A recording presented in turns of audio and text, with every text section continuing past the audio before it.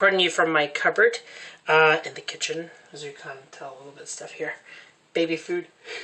Anyways, welcome to Our Pagan Opinions. This week, obviously, you guys kind of know that we're doing our divination tools, what's our favorite divination tools and whatnot.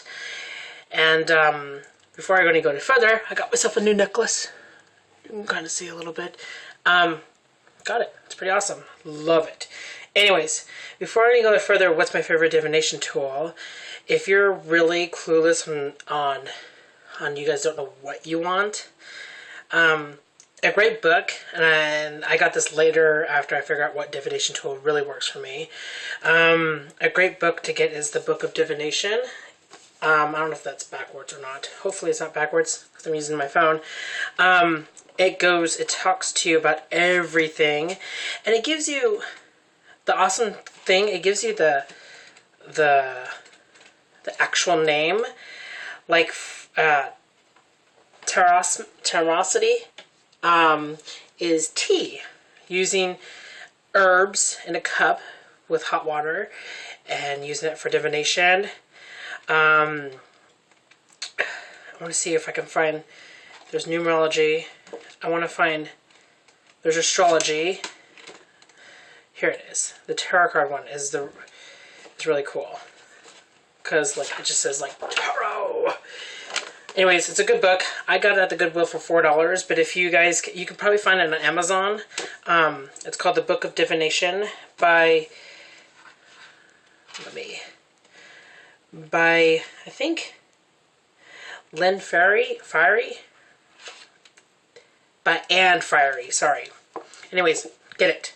But my choice, of course, we all know, my choice is, of course, the tarot is my choice. I'm really good with a tarot. I know that I cannot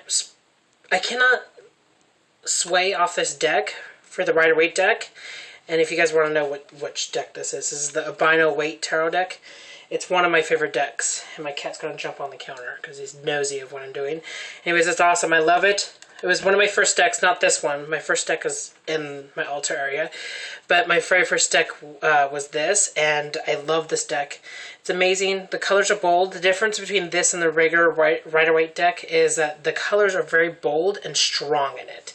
And that's what I really like to see visually when I'm giving readings, because half the time I really don't look at the cards.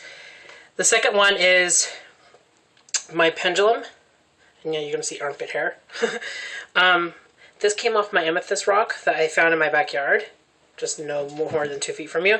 I dropped it, and it just chipped off, and I said, you know, instead of wasting a rock, I was intentionally to make this into a necklace, but as you can see, it's very bold, very bulky, and I thought, if I'm sleeping, it's going to come in the neck or somewhere, and it's going to be irritating, and it's going to annoy me to crap, and so I ended up just transforming this into a pendulum, and I work with it. The way I work with pendulum is, instead of the typical yes and no, and which way goes with what, I work with it during my tarot cards. When I'm really getting a really intense and serious question, I lay out all my cards out in 4 different sets.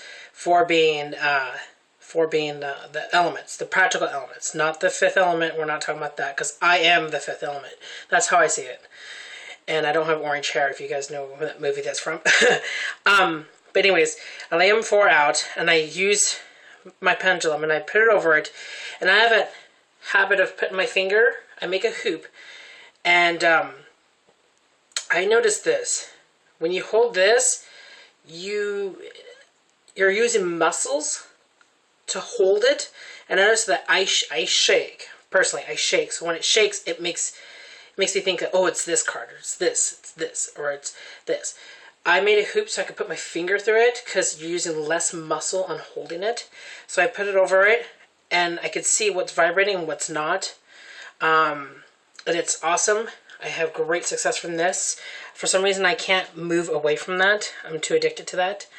And it's amazing results when I get from it. If I have deep, heavy questions, I go to that.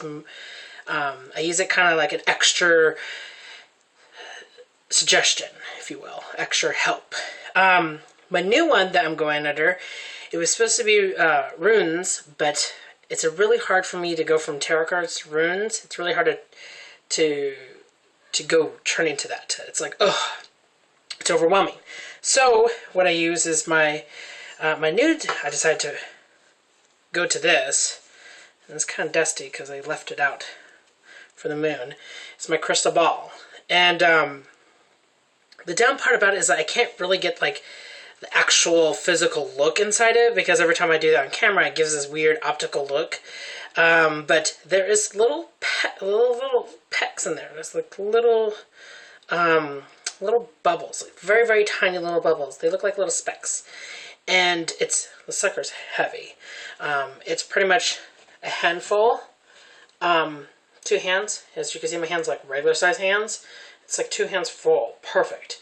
And I got this little stand for it. And I thought I was going to hate this because it's gold, and I'm not a really friendly person to gold. As you can see, I got silver piercings.